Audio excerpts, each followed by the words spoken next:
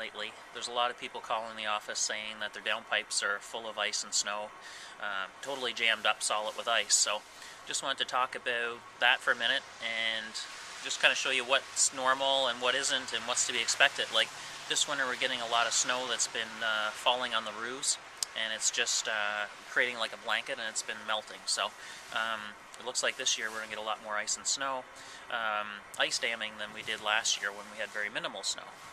So downpipes, normally, if you're not getting any roof melt off the top of the roof, then there really shouldn't be any ice in your downpipes. So I'll show you like the downpipes on this place.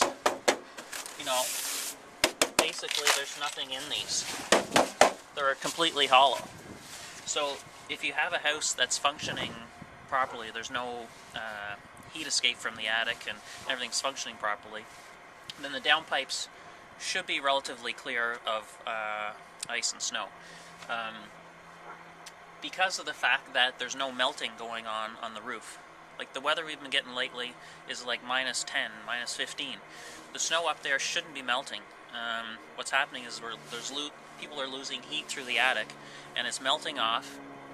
And of course the sun can have a little bit of a factor in this as well, depending on how the sun hits the roof and stuff. But normally, if there's no melting going on up there, there's no water to come down these downpipes. And what happens is once it gets off the roof, whether it gets off the roof that's warm due to heat loss or it's warm due to sun exposure, as soon as it comes down the side and gets anywhere near this pipe, it'll instantly freeze back to ice. Also, some people ask about whether they should add more downpipes in order to alleviate an ice problem.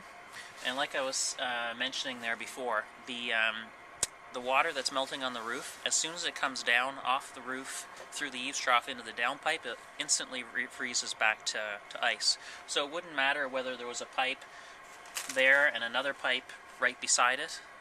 The water is not going to flow down the pipe. So you have an ice issue on the roof, which is more or less unrelated to the eaves trough, and that's why adding a downpipe isn't going to make any difference, or putting bigger downpipes, or doing anything like that in the wintertime is not going to fix the problem that you might have with plugged downspouts. So the way to prevent frozen downpipes would be to do a few different things. To increase the ventilation that goes into the attic so that you have cooler air going up there. Also increase your insulation in the attic floor, or the ceiling, so that you have less heat loss up through your living space up into the attic. If none of those are options, or those are already been taken care of and there's still an ice issue, then you may have to resort to a heater cable. So you're adding a cable into the eaves trough, and usually it gets triangulated on the edge of the roof as well.